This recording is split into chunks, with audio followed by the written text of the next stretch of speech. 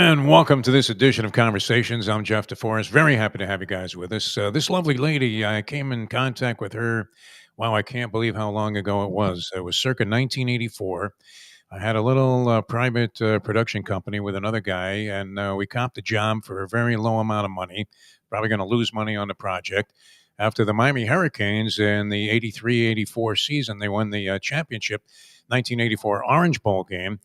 And we copped an assignment where we were scheduled to make 4 half-hour television shows as a prelude the following season to the original Kickoff Classic, which I believe featured the Miami Hurricanes going against Boston College. Leslie Visser's old school. And so we had a lot of time to fill, and we thought, man, we're going to need a lot of interviews. And fortunately for us, we ran into this young lady who was covering the Miami Hurricanes, kind of a revolutionary move for the Miami Herald at the time. And she helped us fill the 4 shows in brilliant fashion, and it's a pleasure to catch up with her again. I can't believe it's been over 40 years. The lovely Christine Brennan joins us here, very distinguished journalist now. We've gone into the streaming business, and she's gone into just about everything. I mean, just short of a Pulitzer Prize. Christine, thank you so much for joining us here on the show. It's a pleasure to catch up with you again. Oh, well, Jeff, you too. And I'm smiling because those were the days. What people need to know is what were we, like kindergarten, first grade, second grade back then, but we were just starting out. But how lucky were we? First of all, I love being in Miami. I had 3.5 great years at the Miami Herald.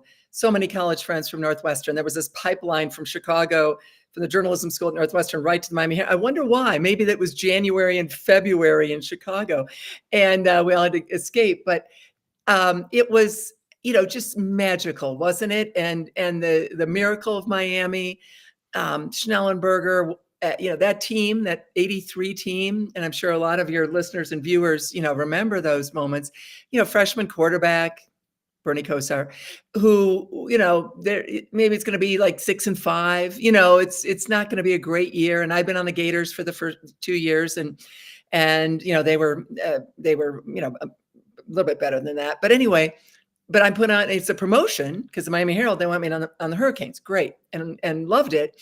And of course, they lost to Florida. I think it was 28-3. I can't remember what I had for lunch yesterday, but I think that was the score. And I haven't looked it up. So if I'm wrong, I stand corrected. And they never lost again. And that's amazing, yeah. That story has so many different levels and layers to it. I still remember Howard Schnellenberger making the decision to start Kosar over his strapping Vinny Testaverde and a guy who had some experience in Kyle Vanderwen. And we can still hear Schnelly saying, "Oh, we're going to go with this guy. He throws the ball submarine. He looks like Kent DeColvey out there, and he couldn't win a race against a pregnant woman. He'd finished third." And he made that decision. And we always love ingenuity and coaching and front offices. And that certainly exhibited some boldness on the part of Schnellenberger and should be the stuff of which legends are made. And surprisingly, somehow he's not in the College Football Hall of Fame. But that was a magical season. You wrote a book about it. I did. It's my first book, and I've written a few more. And of course, as you know, have one coming out right now. But what's fun about it is called The Miracle of Miami. I did it with, it was all my notes. I kept all my, put every article back then, you glued it in or taped it in. So I just went back through and relived the season. I wrote it in a week, Jeff. Of course, I had to keep going to the Herald. There were no laptops. There was nothing. I'd use the big computers. The big video display terminals, the VDTs. Yeah, and it came out within a few weeks, and so it was published by the Herald. It's like if you subscribe to the Herald, then you got a book. But they reprinted it for the 40th anniversary, which I went to, and it was lovely to see all those guys, Jay Brophy and Bernie and Mark Tressman and Mike Archer, the coaches, as well as, of course, and Beverly Schnellenberger and so many others. But anyway, if to see it, I'm very proud of it and doing it in my early 20s and doing it in a week.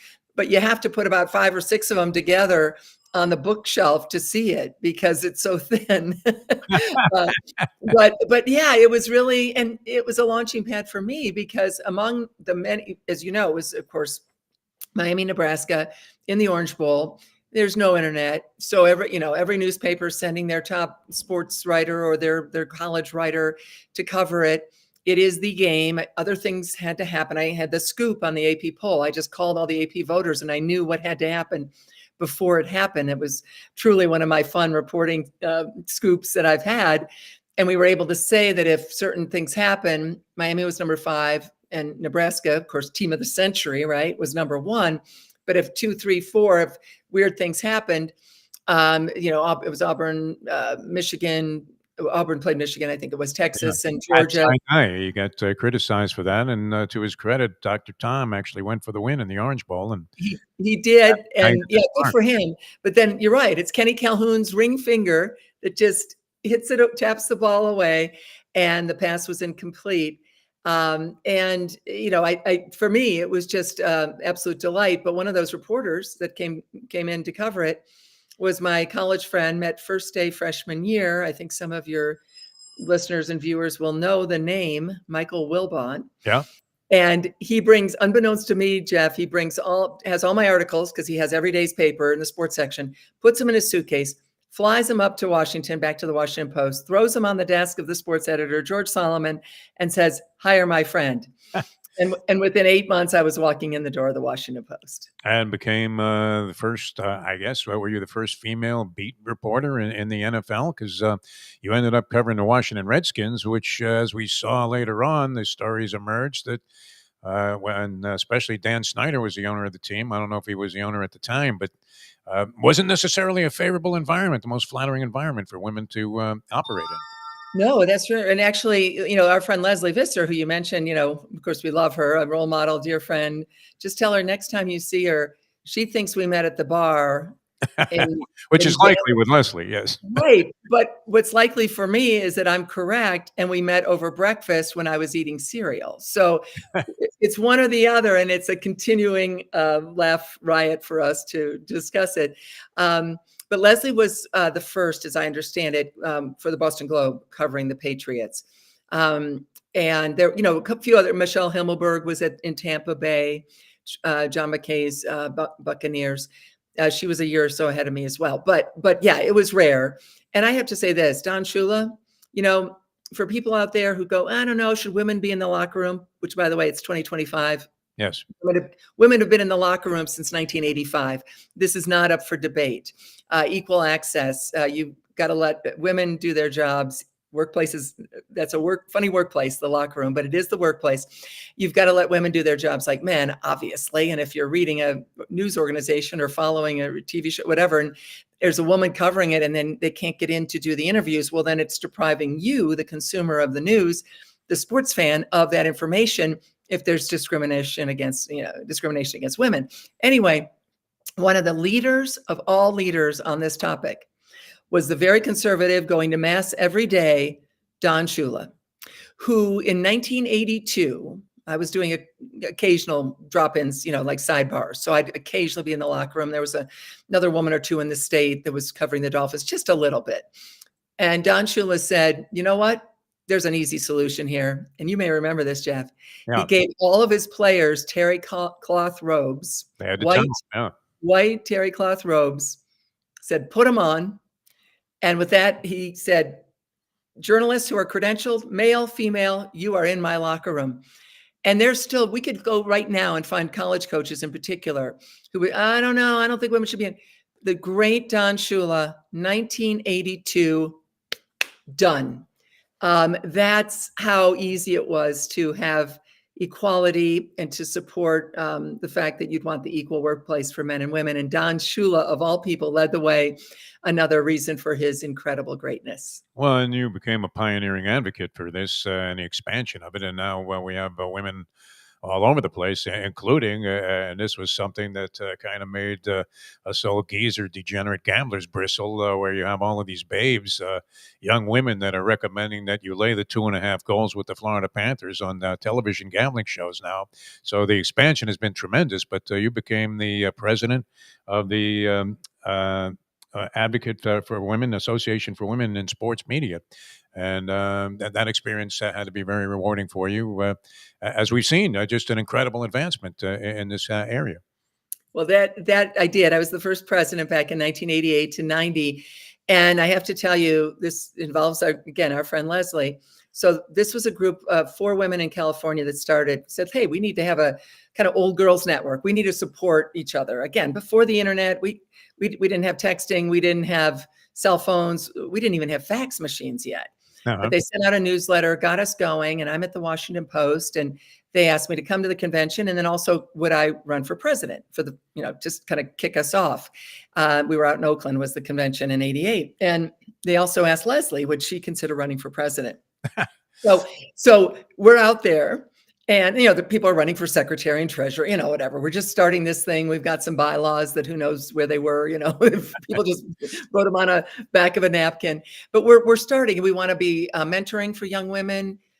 Within a year, I as the president, started the first scholarship internship program, and we've honored now over 250 women with scholarships, including Rachel Nichols and so many other people out there that are just doing Audrey Snyder in Pennsylvania. I mean, just amazing people doing great, great things. But so the election, it says for the ballot, or the idea was Leslie and me. And Leslie looked at me and she said, "You do it." And because this was not going to be easy work, right? We have no money. We have no office. We have no, we're not ever going to have an office, Jeff. We're not going to have a chief of staff or a manager. Now, this is a volunteer thing. So we're both laughing. And she goes, "You do it." So it was a Soviet style election. It was me running against me, and I somehow won. And that's how we got going. And the success, we didn't want to start a golf tournament or a tennis tournament. No, we wanted to help young women. And even now, people are listening, or if moms and dads are listening, or grandparents, and hey, my daughter is interested in this. Association for Women in Sports Media. We're on all the social media platforms. People can join or just follow. Job opportunities are listed. We're really a clearinghouse and also a support network. And if there's any troubles, if there are people out there that are saying bad things or doing bad things, especially for these young college-age women. I just had one get in touch from the University of Iowa about some book signings I'm going to be doing in Iowa for my Caitlin Clark book. And the network exists. And now with all the social media and with email, you can tell I'm really excited. I'm back as the chair of the board just to help out. And it means so much to me that we've supported so many young women, and also anyone who has an issue with a team or a league or any kind of awful things that might still be going on. Well, the scope and depth of your work certainly speaks for itself. Everybody's familiar with you, either from appearances on ABC, CNN, PBS, of course, with the Washington Post, USA Today, where you've been lead columnist in the sports department for many, many years. And it seems like anytime it's either you or Bob Costas that the people are going to for any kind of commentary. And we always enjoy seeing you. But the current status is this book with Caitlin Clark, which is it out in publication now? I guess if you're signing them, then it has to be. Give us a little bit of the background on that. It sounds very John Yeah. Feinstein-esque. It almost sounds like a little bit of a season on the brink. And of course, we miss John. Right. Sadly, he passed away right after he was scheduled to do a show with us Mhm. a few months back. And I'm sure you enjoyed your compliance with many things that he was doing and working with him at the Washington Post. But tell Yeah. us about how this project got going. It's you had 7 books, I believe. Does that include this one? And give us a little bit of the background on this work with Caitlin Clark. Yeah, Jeff, first of all, with John Feinstein, yeah, he was a colleague, and he could be feisty and abrasive, but what a reporter and what a success story in the book world, and especially with Season on the Brink. And I was there at his first book signing as we were all worked together at the Washington Post at Politics and Prose in DC, and I'm going to be doing a signing there very soon. So yeah, Feinstein led the way, certainly for all of us in terms of sports books. And there is an element to that. It's called Caitlin. It's called On Her Game, Caitlin Clark and the Revolution in Women's Sports. And it came together about a year ago. I was writing some columns. I met her when I was covering one of the games in Indy, but I was only there. Life is funny and serendipity matters. I was covering the Olympic swimming trials, gearing up for the Paris Olympics. I'm fortunate to cover the Olympics and have for a long time. And they happened to be at Lucas Oil Stadium. They put the pool in the football stadium. Katie Ledecky, et cetera. Okay. So my sports editor said, hey, if you can get over to the Fever game, because obviously there'll be more clicks for that because more people care about Caitlin Clark. as any sports editor, would. She said that. I said, of course. And I knew some folks with the Fever, so I met Caitlin Clark. We had a lovely conversation, firm handshake, looks you in the eye. We're about the same height. I'm almost 6 feet tall, and and just lovely to chat, and appreciative and kind and thankful. It was off the record, but it was just she's better than you'd hope, Jeff. She's better. She's just old school in many ways, old soul. As I say in the book, 22 going on 40 or 50 in terms of the way she's handled everything. And so as soon as I got back from the Paris Olympics, I went on the road with the Fever, wherever they were, home or away. So I spent a lot of time in Indianapolis, and all the way through the end of the season, the playoffs, I probably asked Caitlin, 40, 50 questions. She answered every one. Nothing was off limits. In addition to just meeting her, being in some practices that I was the only journalist in the practices, had some access there, and getting to talk to the entire leadership and other players. So it's a real full story about the Caitlin Clark magic, the chucking it from the parking lot and it goes in, which is really the story of Caitlin Clark. Because I ask in the book, and I deal with this, I have a lot of Iowa in there, you relive all of it.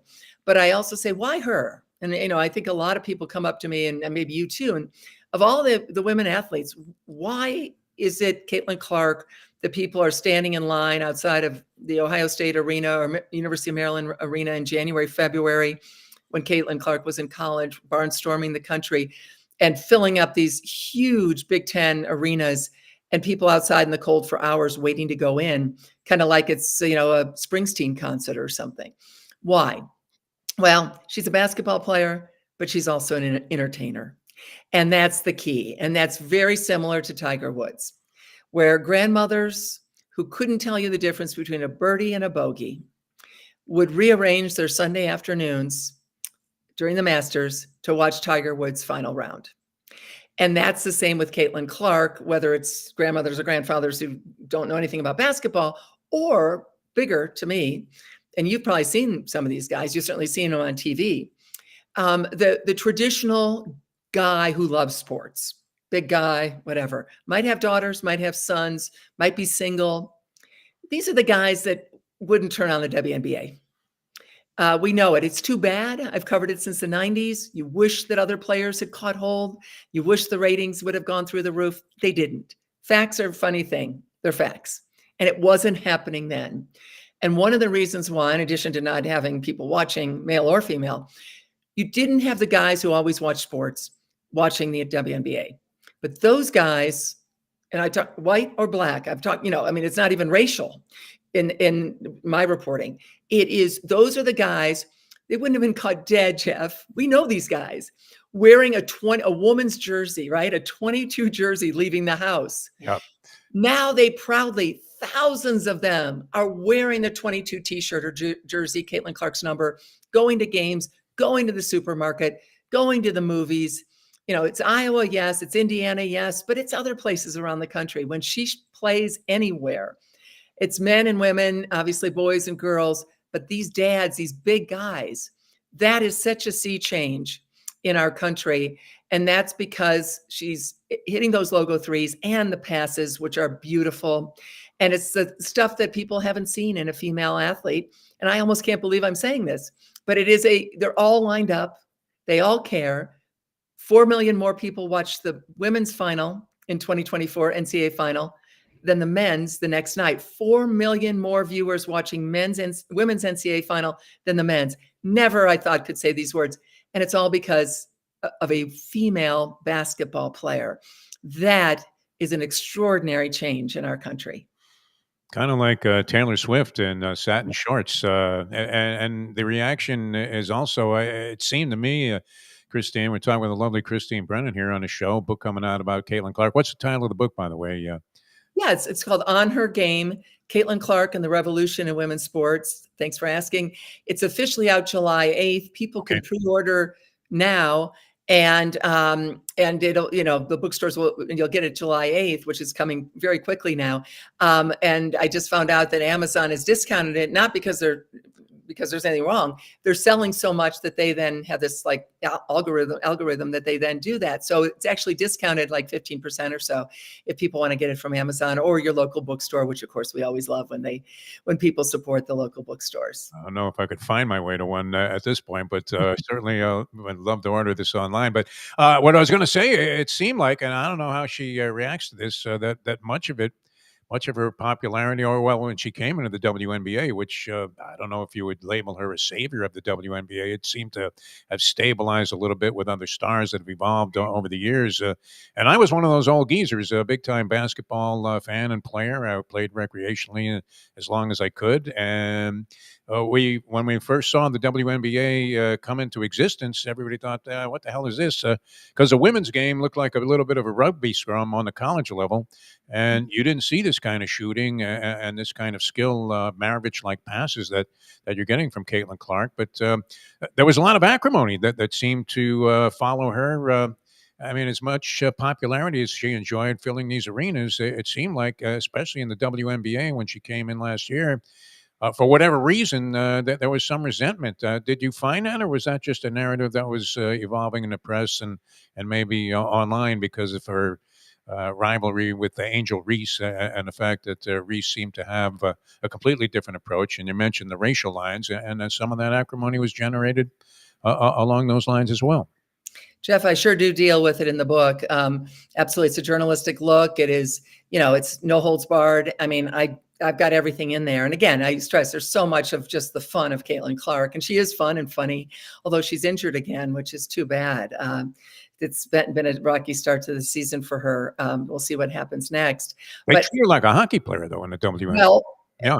and I have a whole chapter called Hip Check. Okay. And that's where Kennedy Carter does that cheap shot back in June of last year, deal with all the ramifications of that. Kennedy Carter saying, after being asked about it after the game, she goes, I ain't answering no Caitlin Clark questions. Then she goes on social media and says, well, other than the threes, what is Caitlin Clark good for? Well, Caitlin Clark was leading the league in assists or close to it at that point, ended up, breaking every assist record. All-star rookie of the year. I mean, so you could just, see or feel the hatred or the anger or the jealousy there. And what is it? What is it? I deal with it. I talk to people. I've got great voices talking about it. It's Diana Taurasi, who's basically twice Caitlin Clark's age. Caitlin Clark looks up to her so much, just saying, hey, reality is coming, and just kind of just a swift kick to the shins, well, who would do that to a 22-year-old who looks up to you? I mean, Diana Taurasi can do what she wants. It's a free country. But boy, for the first time ever, as we've just talked about, the interest is there. The viewers are there. And all these new viewers got a really interesting look at Diana Taurasi. And she was wrong. And she did admit it later. She said, hey, reality was coming for me. So she was funny about it. But the inclination, the first thought of these women was to be nasty and mean-spirited. And meanwhile, this is the woman who's going to make you more money. Yes. This is the woman who is going to get the TV ratings. The old rising tide lifts all boats. And there was absolutely no leadership from the WNBA, rudderless in terms of preparing for this moment and understanding the moment and how you can miss it when you see, as I said a few minutes ago, the TV viewership, 4 million more for the women than the men in the NCAA, the sellout crowds around the Big Ten, the TV ratings, and the WNBA, the players were not ready. And I'm not saying they're damsels in distress, but we do know this. We're realists, and I'm a realist, and this is journalism in this book. I think people will really love it, and I hope they do because it's getting some, pretty good reviews, and not even from my family or friends, actual people that don't know me. But this league is 74% Black, and I go into that, and so I think we can all understand. And you and I, as two white people, we have no idea, right? Obviously. And let's be honest here, as we are, of course, on everything, that we don't know. So the league's 74% Black, and you've got a white woman coming in who we know is going to be the star of the league. Is she the best player in the league? Maybe, maybe not. Doesn't matter. She's the most important. She's the economic driver. She's the engine for everything. They're moving to big arenas because of her, all of that. and how the WNBA did not have seminars, Zooms, people available. And you know what? What's really cool for me anyway, it's not me saying that in the book. It's the great Dr. Harry Edwards, who, of course, a Tremendous, legend, a good yeah, friend. The Black Power salute at the 1968 yes. Mexico City Olympics.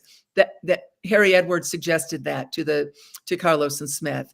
Though John Carlos Tommy Smith, that's Harry Edwards, and he loves Caitlin Clark, and he was saying that the league failed the players. That's in on her game.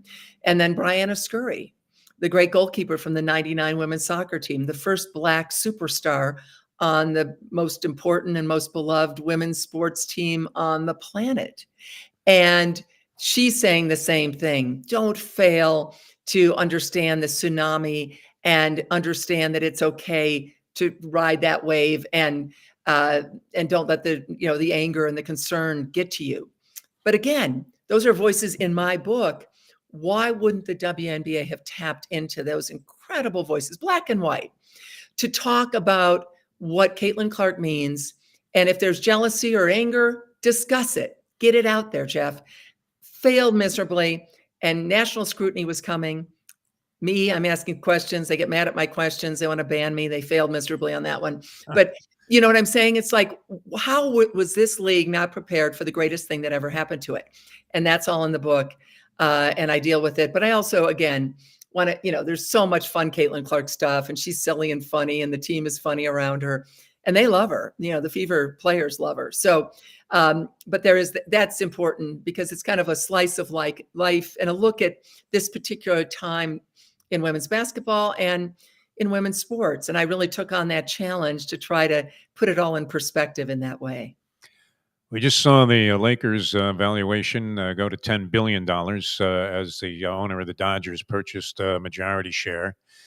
How has Caitlin Clark's impact been in that regard in terms of value of WNBA franchises? Because it seemed like, I don't know that they were on the brink of extinction, but it seemed like the NBA itself was holding them up with funneling financing to them. And as you said, television ratings were not anywhere near the level that they are now. What kind of impact has she had economically on the league and with regard to franchise value and the future in that area? Oh, it's been extraordinary. You're right. The NBA owns about 60% of the WNBA, and that's either the owners, like Pacers or Fever, which is a great place for her to be, by the way, because that's an organization that totally gets it. And the Pacers and Fever work together in all ways. So she had the huge social media, machinery and apparatus ready to go from the NBA team to the WNBA team. There's no doubt that it's rising, and the collective bargaining agreement is now open, and they've decided to do that because of Caitlin Clark. And the players need to understand that. If you're going to make more money, you want Caitlin Clark on the court, because when she was injured the last time, and sad to say she's injured again, we don't know for how long, but she missed 5 games.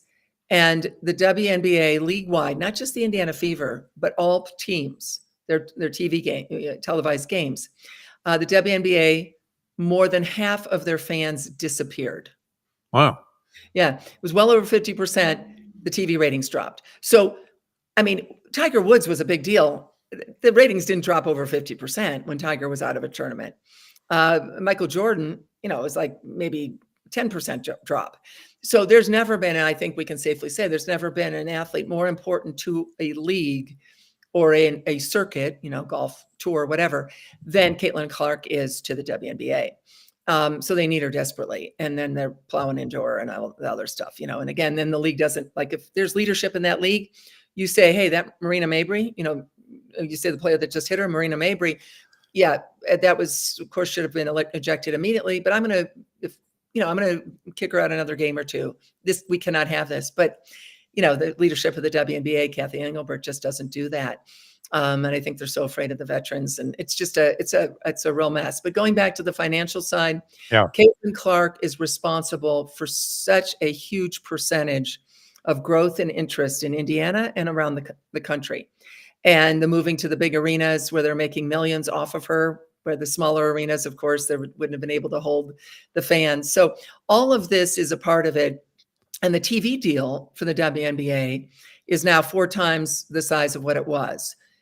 And the charter flights, the story I broke, Yes. that's because they of looking ahead to the financial well-being. Having said that, I will tell you that Caitlin Clark's salary rookie year was about $76,000, and a WNBA or an NBA first round, pick is more like 57 million. So 57 million for the man and 76,000 for the women. So there's a little ways to go. Discrepancy, yeah, for sure. I mean, You know what? yeah, we all know we've seen these women. Unfortunately for Brittany Griner, she was bringing some vape pipe through an airport in Russia, but they had to play in Europe to supplement their income, much like back in the day when I was a young baseball fan. And this is maybe prehistoric. These guys worked in the off season, so to see Yogi Berra selling used cars in New Jersey somewhere.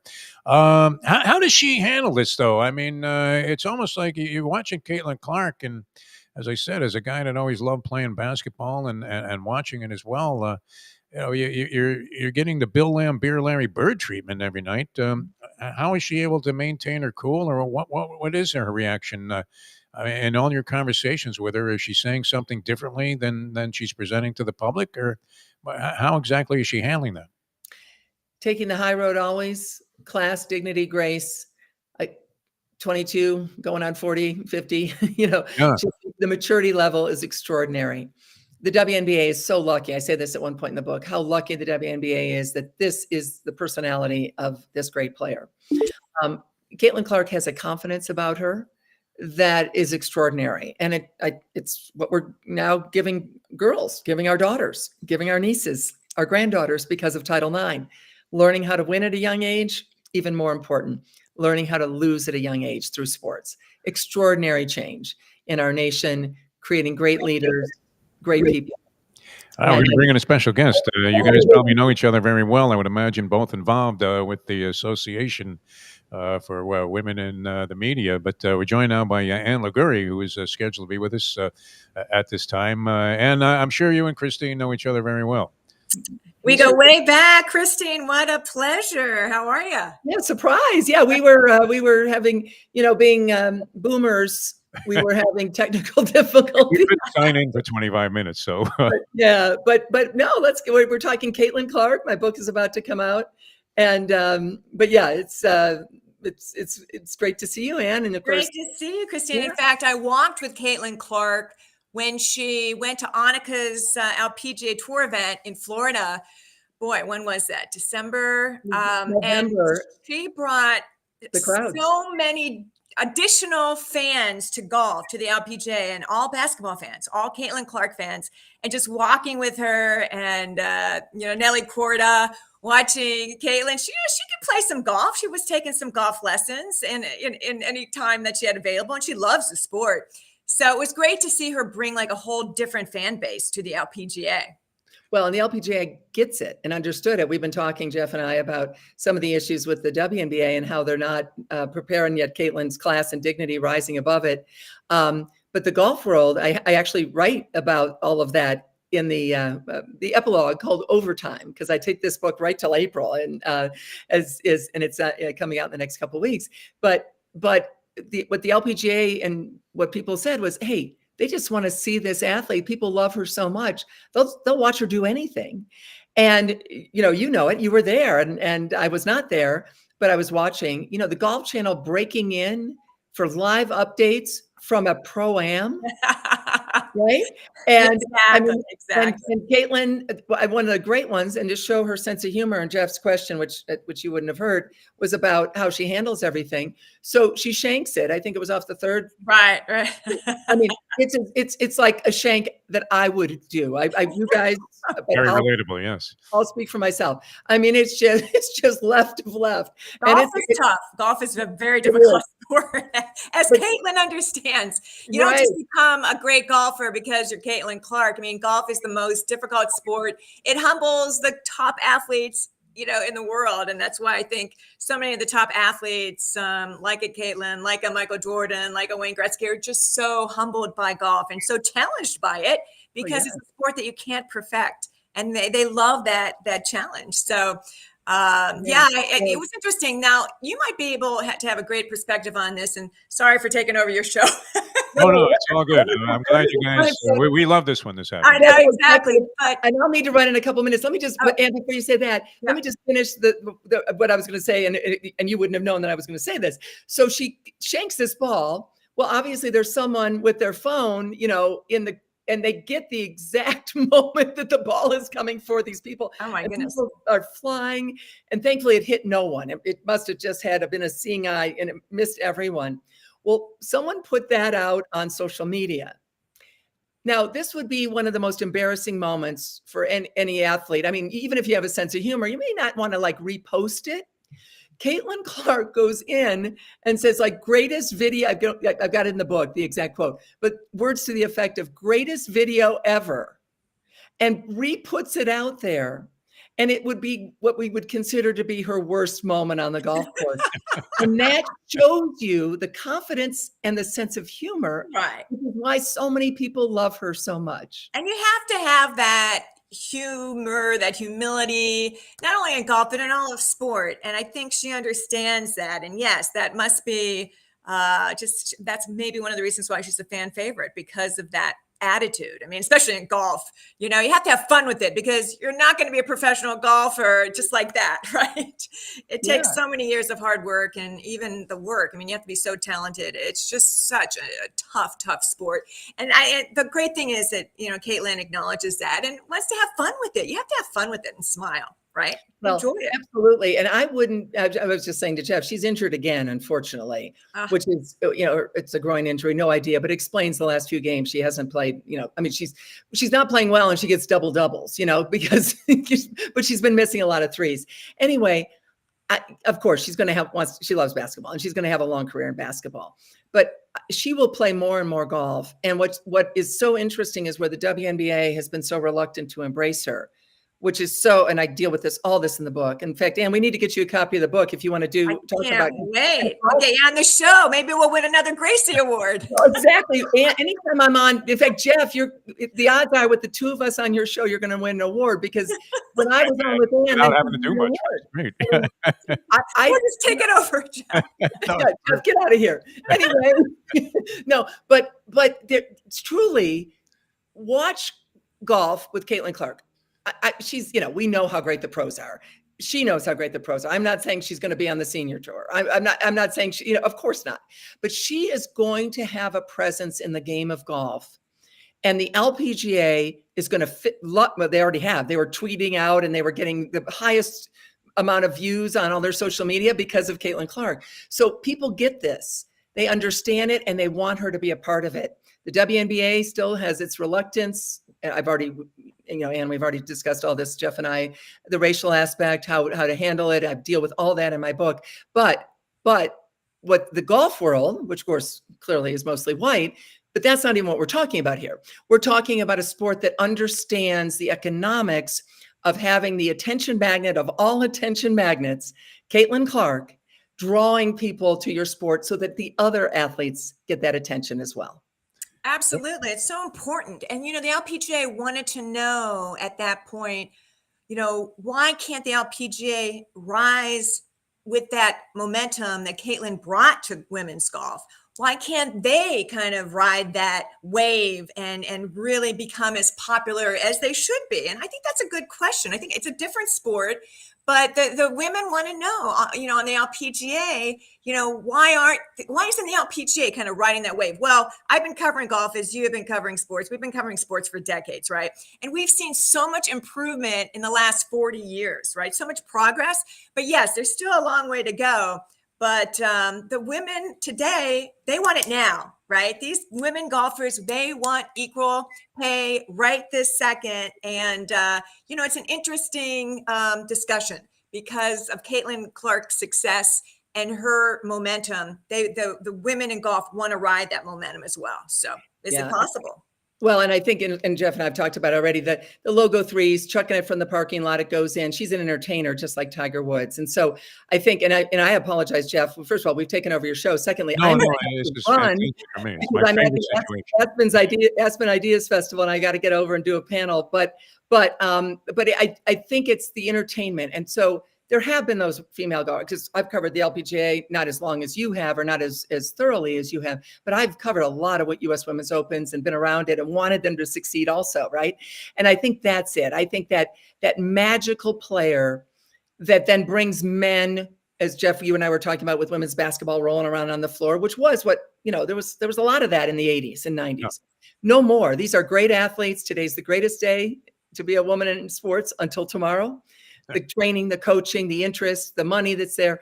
So that golfer, that magical player, and they've been there, but somebody that just blows you away. And that's kind of what they need. And again, that's what they need, and interesting, because you're plugging your book, Life on the Green, Lessons and Wisdom from Legends of Golf, Christine.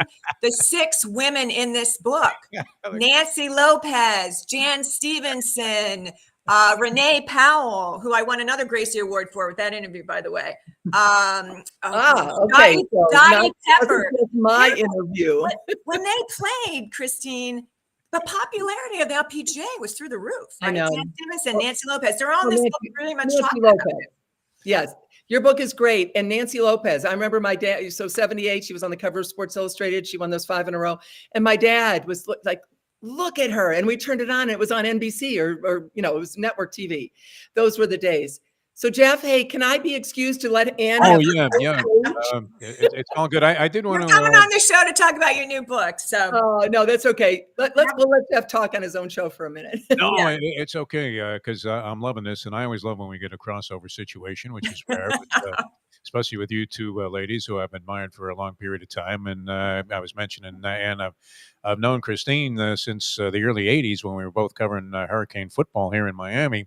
And I was always involved in video productions that I did on my own. And that's how I discovered you on these regional cable systems when they first blossomed. You had an interview show that you did. And I thought, wow, this woman's really good at this. And you had it all over the country. That's and, right. Sports Interview. That aired for 17 years. Yeah, trying to follow in your footsteps. And naturally, you were part of a fledgling network there that we were involved in. Sunshine Network, we called it at the time. It's now FanDuel. We're on MSG and all the sports channels. It's evolved since, but I was a big admirer of what you were doing because you were doing your own independent productions, and I thought that's a woman after my own heart. So pleasure having you on. But I'm thinking about this. I mean, as a guy watching sports, as I said, we used to sort of dismiss the WNBA in the beginning, and we resented that whole ad campaign. We got next because we're thinking, no, you don't even have next on the court here where we're running full at the park in Miramar, Florida. I don't know that I'm going to be watching this, and some guys really resented it. But the one game where I'm a big tennis fan, and the one game where the women really have seemed to have risen to the level where, and some people say it's more enjoyable to watch than the men's game. I'm not sure if that's the case, but it's right up there as an equivalent.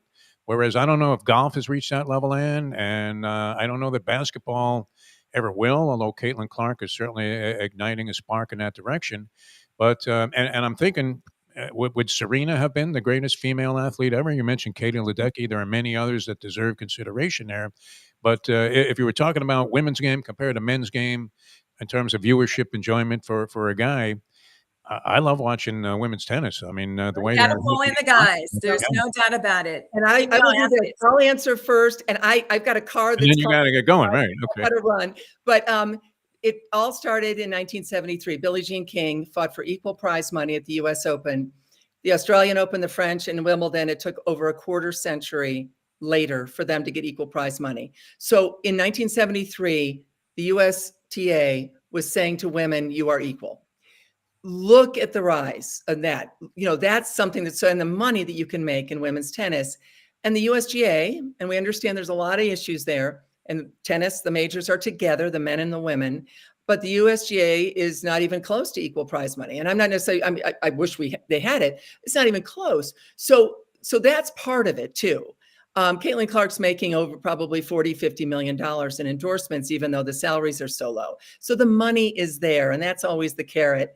But yes, tennis with Serena, Venus, but going back to Chrissy, Martina, everyone, the money was there. And if the money's there, that means that parents will put a tennis racket in their daughter's hands and or basketball in their daughter's hands. And on that note, I hate to run, but Ann. Very generous with your time. Great to see you, Christine. Thank you, guys. Thank you The so much. Take care. the lovely Christine Brennan with us here on the show. Here, let me.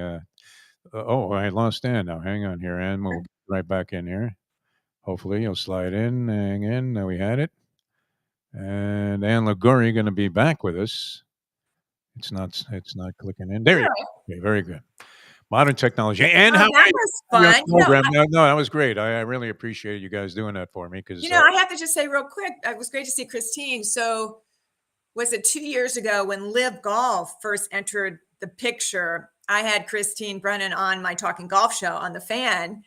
And, of course, it's controversial back then. It's still somewhat controversial. And it was in the early days of that, league that's competing against the tour that's competing against the PGA Tour.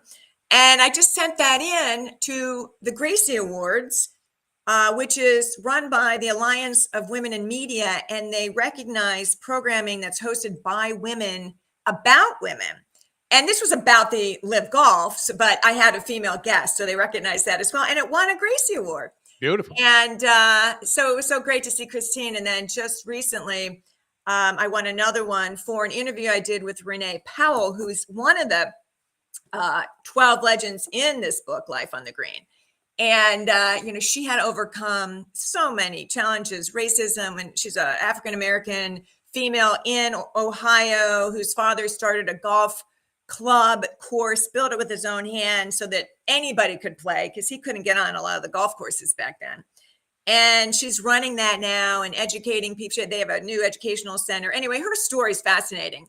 So her story is in the book, Life on the Green, Lessons in Wisdom from Legends of Golf. But I also interviewed her separately for my Talking Golf show on the Fan. And so I entered that. It was the last show of last season. And that won a Gracie Award. So interesting that, I'm seeing Christine. Maybe you'll have Renee Powell on next. It's Ladies' Day for sure on Conversations, which is great. And as I said, I've been a big fan and admirer of yours. I found you on Facebook of all places, and I'm glad we were able to connect and have you on the show. As a matter of introduction here, a formal introduction, this is Ann Liguori, who has been doing sports programming forever. How did you get started? Because you were producing these shows, as I recall. You were the executive producer. Was it Sports Interview? Was that the name of the show? Yeah. So even before that, Jeff, I went to USF. I'm from Ohio, studied broadcast journalism at University of South Florida in Tampa. Then I went right to New York City out of college on a fellowship that I earned through the International Radio and TV Society. And that put me right in the big city. I was meeting, the movers and shakers in the industry. And one of my first freelance jobs was at ABC Radio Sports Network, where I was covering all the teams in New York: Yankees, Mets, Knicks, Nets, Jets, Giants, depending on the season. And I would interview the players, and then I would do updates on the network. And in 1987, boy, that really dates me. WFAN went on the air, the first all sports radio station in the country. I mean, if I had a penny for everybody who said, "Oh, this is never going to work," and they had heard my work on ABC Radio Sports Network, and they had read my byline in USA Today, because I was also freelancing, writing sports stories for the USA Today sports page. And they hired me to host a show, and we called it Hey Liguori, What's the Story?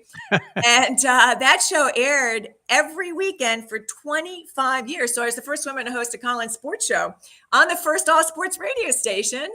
And all these years later, I'm doing Talking Golf. I pitched a golf show to them years ago, and now we're in our 8th season of Talking Golf. But boy, I just... it wasn't easy back in the day, being a woman and trying to get a job in the sports broadcasting field. I freelanced basically my whole career because that was the only way, starting in the 80s, I could really get these opportunities. And then the Sports Interview cable show that you're referring about, that came about when I always wanted to interview sports legends and have my own cable show. Right. And I went to MSG Network and I asked them, I kind of pitched the show. They knew me from my radio career. They knew me from my byline in USA Today. And they said, "Ann, we really respect your work. We love your work. We can give you a time slot to air your show, but we cannot pay you." I know the feeling. So then I had to figure out a way to make it work. And I started going out and bringing in sponsors for the show. Not easy, but it worked for me. And that show, Sports Interview, ended up airing for 17 straight years every week and we syndicated it all over the country. It was on the Sunshine Network in Florida, MSG Network, Nesson back in the day, New England Sports Network. They've all changed now, the names of these regional cable networks, but they're all owned by gambling interests now. So I guess so. But Sports Interview had and I maintained the rights to that show, Jeff, which great. was, something, I guess it was the smartest thing I did as a young woman back in the when I was in my 20s, and I would interview people like Mickey Mantle. He was my first guest on the show. Ted Williams, Hank Aaron, Wilt Chamberlain, Pete Rose. I have a library of about 500 of these half-hour cable interview shows, and I still license the shows. So, I'm still, thank goodness, being able to profit from these shows that I poured so much money in back in the day with production, 2 cameras, audio, makeup, everything, travel expenses. And I think when I look back, that's one of my legacies is this Sports Interview show, because I hosted it, researched the guests, booked the guests, and sold booked the camera crews, I ran the whole thing. Yeah. That's essentially how I got started a long time ago out in California.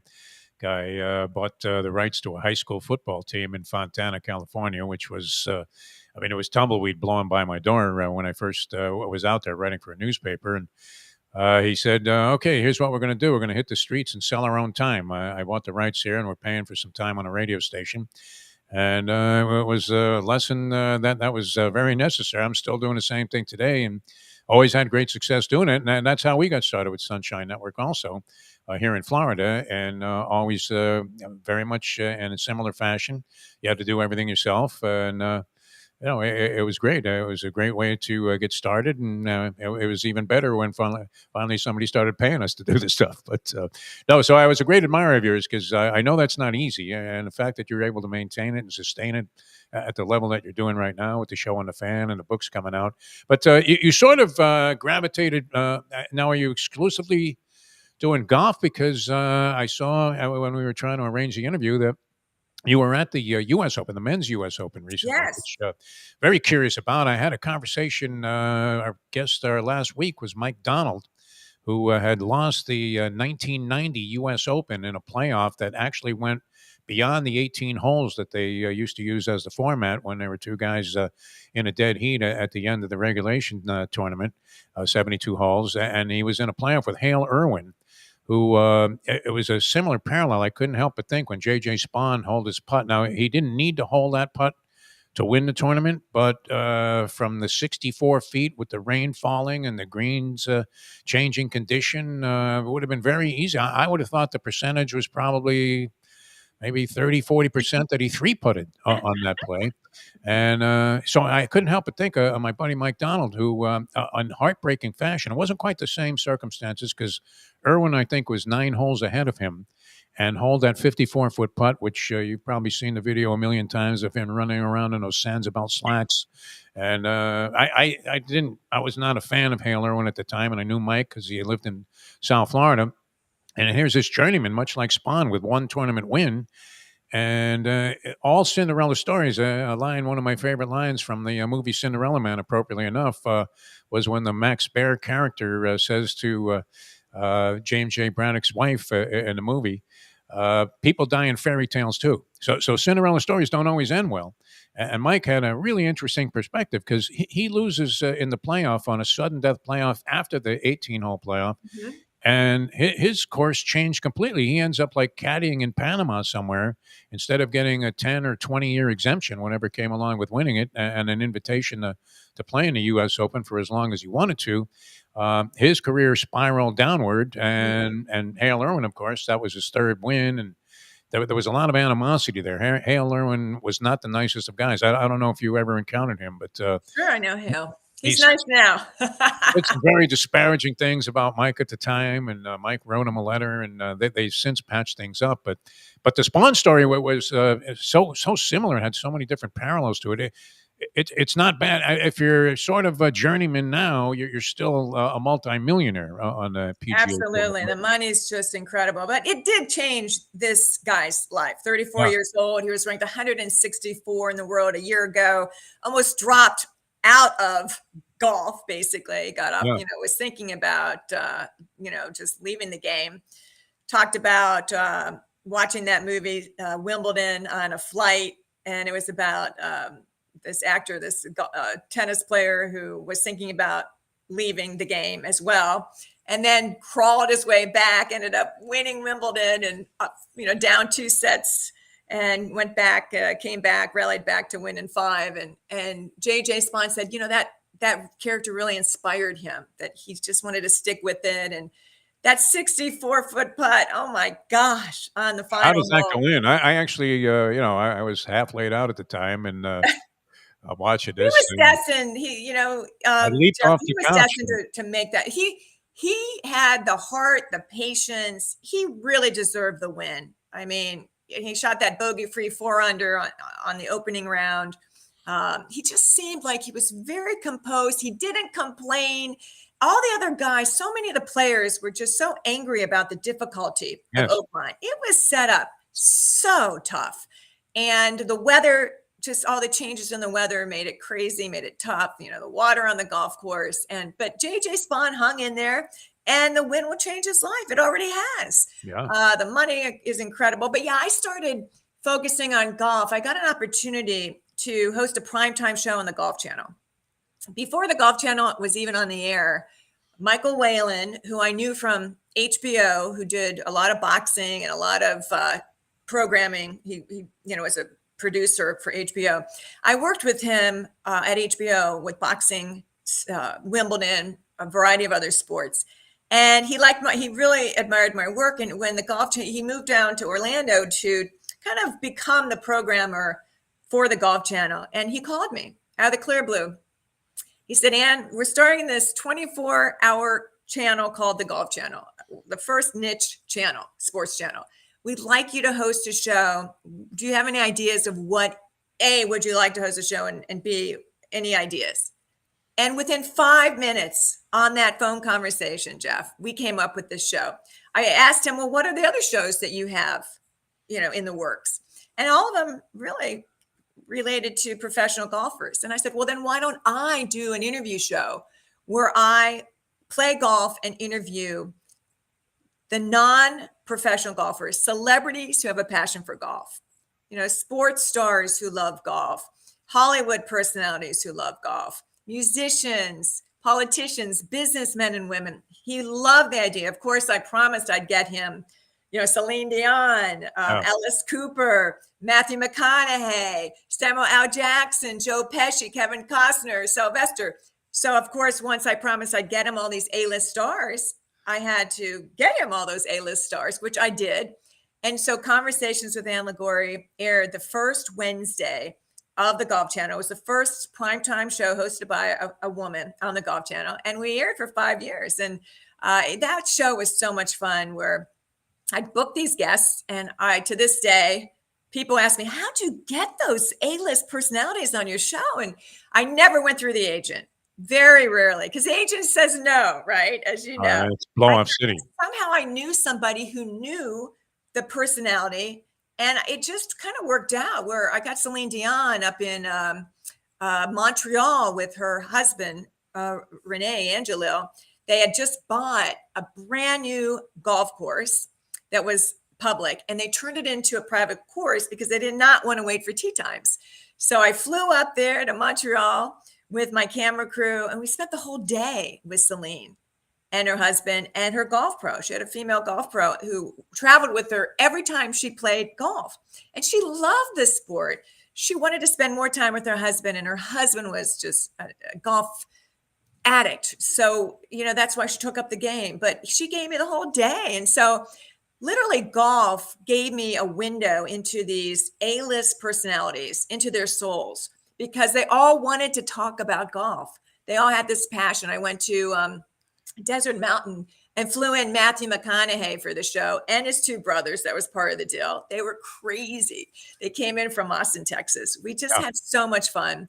And so that show, Conversations with Ann Liguori, as I said, aired the first 5 years of the Golf Channel's inception. So I really got into golf. I didn't play the game until I was in my 20s, but I just loved the lifestyle. I loved how it crossed over to so many worlds in sports and entertainment and business. And to this day, I love the game. I play a lot of golf now. And I just